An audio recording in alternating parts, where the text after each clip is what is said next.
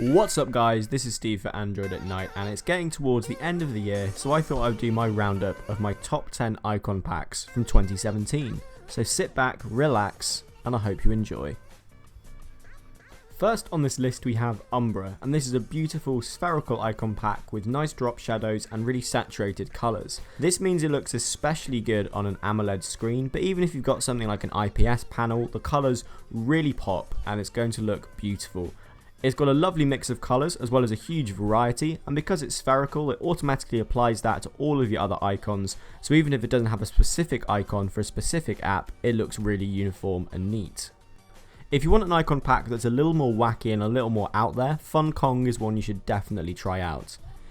It's got a really nice uniformity with really nice pastel-y colours, and it makes each icon look kind of 3D, so if you combine this with a parallax wallpaper it just looks fantastic. Next on this list we have material cards, and this works especially well with very minimal setups. It aspires to Google's material design, so this works really well with material style widgets and things like that. It looks very clean, very modern, and if you like rectangles you're going to absolutely love it. Now I know what you're thinking, I've only used the word pop once in this video, which for me is serious restraint, but Moonrise really does pop, and it pops especially well on an AMOLED screen. It is full of saturated colours, contrasted with dark drop shadows and really dark backgrounds. It works very well on both light and dark wallpapers, making it an incredibly versatile icon pack, and it's been one of my favourites for the last couple of years. Sometimes you just want to keep it simple, and that is exactly what PIXLY does. It's a pixel inspired icon pack, as you can tell by the name, so it's spherical, it's got pretty standard colours for Android, and it works well with pretty much any setup. But this is set apart from other pixel icon packs by being ever so slightly more minimalistic, so it looks a little bit more stylized, a little bit fresher and a little bit newer. And if you run a pretty standard setup, this is a good way of injecting some energy and some colour without changing the aesthetic too much. Next on this list we have outlines, and this works very well for a minimal setup. It almost looks like a neon sign outside of a shop. And I think for that reason it's got a bit of an 80s feel, so if you pair it with an 80s wallpaper it can look really nice. It's definitely a little bit more out there, it's more of a love it or hate it icon pack. I've been using it on and off all year and I have to say I've grown very fond of it.